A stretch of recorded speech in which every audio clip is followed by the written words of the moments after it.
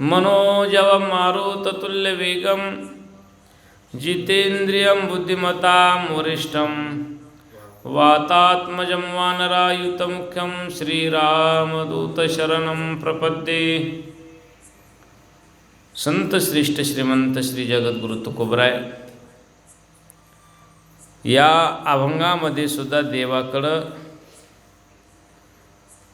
हे अशा प्रकारानं विनंती करतायत, भगवंताशी संवाद करतायत। हे देवा, हे पांडुरंगा, हे मायबापा, मी तुमची तर सेवा करायलोच। सेवा करणं हा आपला काय आहे? धर्म आहे। धर्मो रक्षिता रक्षिता, धर्माचं रक्षण करण्यासाठी सेवा करणं हा आपला धर्म आहे। मग सेवा करणं हा धर्म आहे, तर मग आणखी मला मी एवढी विनंती करायलो तुमच्याकडं, आणखी तुम्ही जर मला आणखी एका शब्दानं जर बोलत नसताल तर मला आणखी काही सेवा माझी कुठं कमी पडेल का? आपण परमार्थ करायलो, पण त्या परमार्थ साधनेला आपल्याला ज्यावेळेस आपल्या साधनेनं कधी आपल्याला समाधान मिळत नाही। मग आपल्या साधनेनं जर आपल्याला समाधान नाही मिळालं तर आपली साधना कुठंतरी कमी पडेल। मग ती कमी पडायलेली साधना आपल्याला कोण सांगेल? आपली साधना कमी पडेल हे आपल्याला कोण सांगेल? एक तर मार्ग दाखवणारे संत आहेत, श्री गुरु आहेत। याच्याशिवाय आपली साधना कमी पडायली का नाही हे कोणाला सांगता येत नाही। मग ती मार्ग दाखवून देतात। मार्ग दावून गेले आधी दयानिधी संत ते, येण्याची पंथे चालू जाता न पडे गुंता कोठे काही। ते मार्ग दाखवून जातात। मग त्यासाठी जगद्गुरु तुकोबराय आज देवाला म्हणतात, भगवंता स्वमुखेची तुम्ही सांगा मज देवा, आईशे माझे देवा मनोरथ। देवा, मला राग येणार नाही, पण माझं काही कुठं कमी पडायले का? सेवा कुठं तुमची कमी पडायली का? मग जर कुठं काही सेवा कमी पडत असेल तर तुमच्याच मुखानं सांगा ना। तुमची या ठिकाणी तुम्ही कमी पडायलात, म्हणून तुम्हाला मला भेट देता येत नाही, हे असं तुम्ही मला सरळ सांगा। आणि तुम्ही सांगितलं म्हणजे मला कळलते।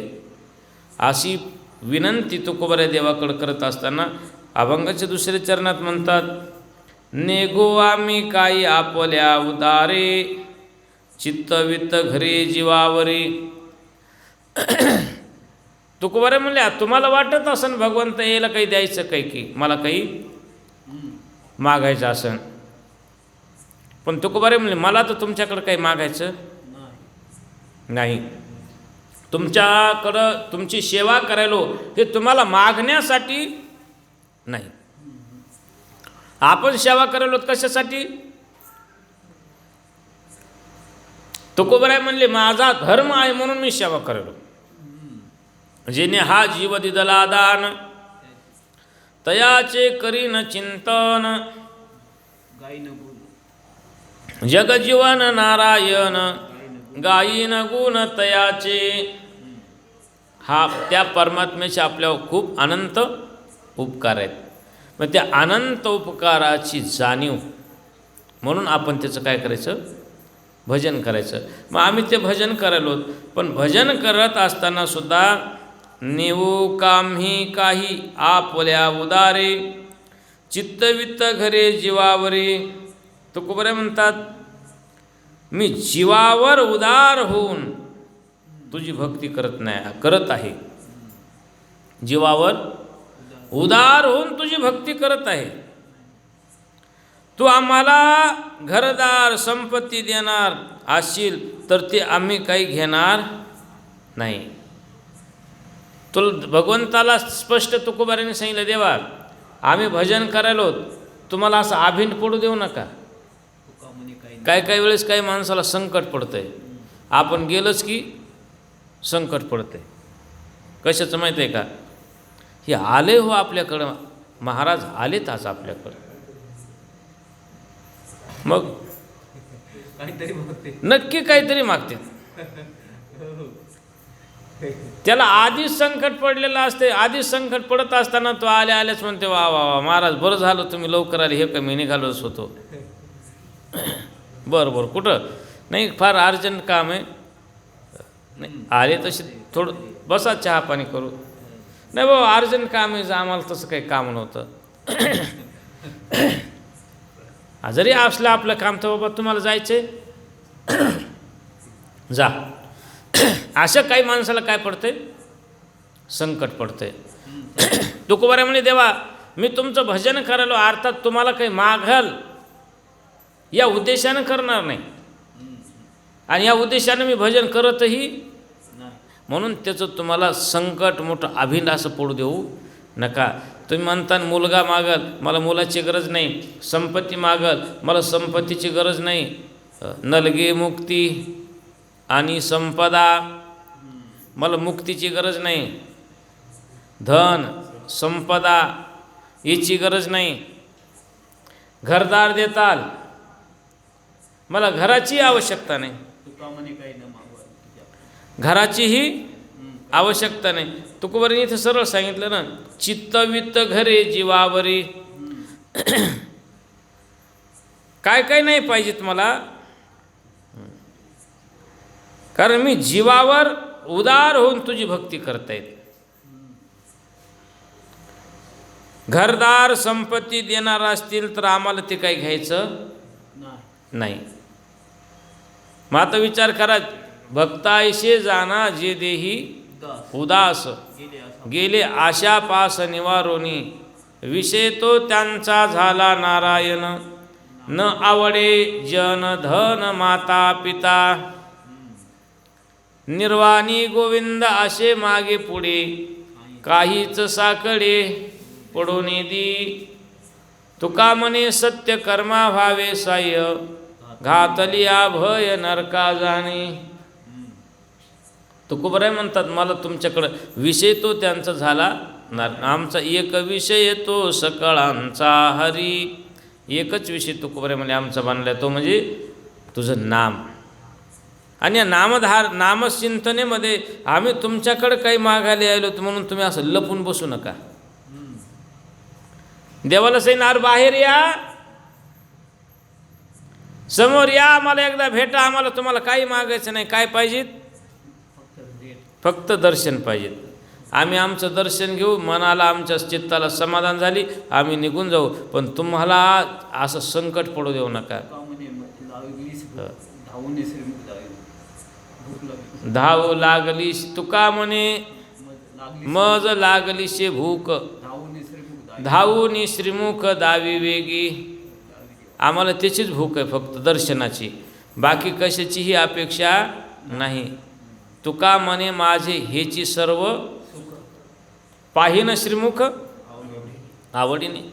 माझं सगळं सुखच ते आहे, बाकी कशाची मला अपेक्षा नाही. तुकोबाराय भगवंताच्या बाबतीत, आज तुकोबाराच्या बाबतीत देवाकडे असा गैरसमज झाला असावा की जे जे कोणी भक्त येतात ते सगळे हातच पसरतात, काहीतरी मागतातच, काहीतरी मागतात. मग तुकोबारायाची तर भक्ती एवढी उच्च कोटीची झालेली आहे, पराकोटीची भक्ती झालेली आहे. त्या भक्तीमध्ये तर परमात्मा ऋणी बनलेला आहे. देवाला वाटले काय काय मागेल. तुकोबाराय म्हणले मला काहीच मागायचं नाही, फक्त तुम्ही काय करा, एकदा आम्हाला दर्शन घेऊ द्या. दर्शन घेतलं की आमचं समाधान झालं. एवढ्यासाठी तुम्ही लपून बसलात का. बोली परस्परे वाढवावे सुख, पहावे श्रीमुख डोळे भरी. डोळे भरी पहावे श्रीमुख डोळे भरी. मागायचं काही नाही तुम्हाला, फक्त तुम्ही दोन गोष्टी बोलावं, आम्ही तुम्हाला दोन गोष्टी बोलावं, तुमचं दर्शन घ्यावं, परस्पराचं प्रेम वाढल, सुख वाढल, एवढ्यातच आमचं समाधान आहे. डोळे भरून या पाहिन तुझे मुख, हेची मज सुख देई देवा. कान भरून या ऐकेन तुझी कीर्ती, ही मज विश्रांती देई देवा. वाहे रंगी टाळी नाचेन उदास, हे देई हातास पाया सुख, तुका म्हणे माझा सकळ देहभाव, आणि नको ठाव चिंतो आता. दुसरं काय मागितलं तुकोबरांनी? त्याच्याकडं होतं तेच त्यांनी वाटून टाकलं, तर ते देवाकडं कशाला मागतील? जर देवाकडं मागणारे असते तर आहे ते जतन केलं असतं ना, जतन केलं असतं. तुकोबराय म्हणले आमच्या वाडवडिलाची मिराशी काय आहे? आमोची मिराशी पंढरी. आमची मिराशी जहागिरी कोणती आहे? पंढरपूर. आणि त्या पंढरपूरचा जहागीरदार कोण आहे? तो मालक पंढरपूरचा. मग त्याची सेवा करणं ही आमची काय आहे? जहागीर आहे. किंवा दुसऱ्या का अभंगात सांगितले, माझ्या वडिलाची मिराशी गा देवा, तुझी चरण सेवा साधावया, उपवास पारणे राखिला दारवंटा, केला भोगवटा आम्हा लागी. अशी ही अवस्था. तुकोबराय म्हणले मला तुमच्या समोर मागायचं नाही, फक्त पहावे श्रीमुख डोळे भरी. एकदा डोळ्याची तहान भूक माझी हरपली, तुझं पाहता सामोरे दृष्टी न फिरे, माझे चित्त तुझ्या पाया, मिठी पडली पंढरी राया. किंवा तुझं पाहता विठ्ठला, हे भगवंता तुला पाहिल्याच्या नंतर माझी तहानही संपली, भूकही संपली. फक्त एकदा तुम्ही दर्शन द्या, दुसरं काही मागत नाही. देऊही नका आणि मागायचंही नाही. आमच्या वाडवडिलांनी मागितलं नाही आणि मी तुमच्या समोर मागणार नाही. आणि आपण मागितल्याशिवाय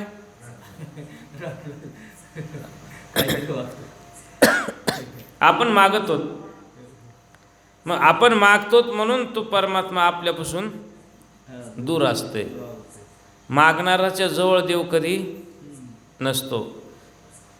आणि न मागणारा असेल तर त्याच्याजवळ त्याच्या मागे पुढे उभा राही सांभाळीत आली आघात निवाराया. ही अवस्था त्या परमात्म्याची. तुका म्हणे सत्य बोलतो वचन, करुणी चरण साक्ष तुझे. तुकोबराय म्हणले देवा मी सत्य बोलेलो, सत्य.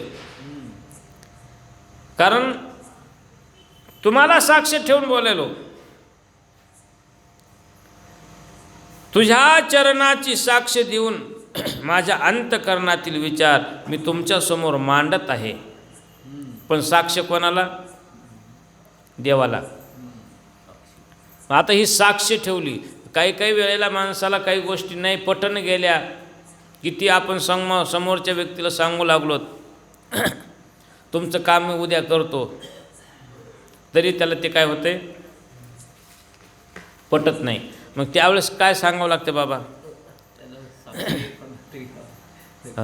त्यावेळेस काय म्हणावं लागतंय? तुमची शपथ, देवाची शपथ, कोणी म्हणते गळ्याची शपथ, कोणी म्हणते माईची शपथ.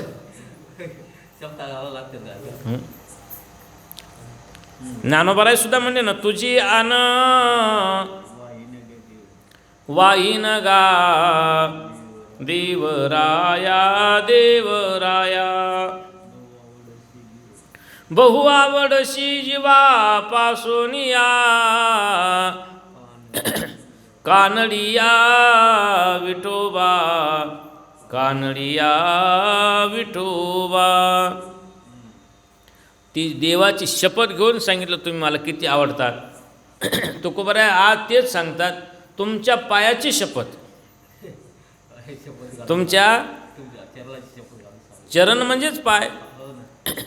मी खरं बोलायलो, मला तुमच्याकडे काही मागायचं नाही, तुमच्या पायाची शपथ. फक्त मला एकच पाहायचं आहे, तुमचं मला दर्शन द्या. दर्शन दिलं की माझं समाधान झालं. तुमच्याकडून मी मागणारच नाही हो, मागणारी खानदानच नाही, हे तुकोबराय म्हणले. कारण काही मागणे ते आम्हा अनुचित, वडिलाची रीत जाणत असो, वाडवडिलांनी तुमच्यासमोर कधी हात पसरले नाही देवा. आम्ही तुमच्या समोर कशाला मी हात पसरू. फक्त एकच सत्य बोलतो, ते म्हणजे तुम्ही फक्त विचार करा आणि आमच्या अंतःकरणातील मनोगत जाणा. एकदा दर्शन द्या. दर्शन दिले की आमचं समाधान झाले. समाधान तुमचे देखिले चरण. आता उठावेशे मना येत नाही नारायणा. सुरवाडी कपणे येते सापडले केने. तुका म्हणे भोग गेला निवारीला लाग. बस समाधान झालं. हीच तुकोबऱ्यांनी या अभंगातून विनंती केली. कृष्णार्पणमस्तु. पुंडलीक वरदारी विठ्ठल श्री ज्ञानदेव पंढरीनाथ भगवान की जय. मौली ज्ञानेश्वर गोपाल कृष्ण भगवान की जय.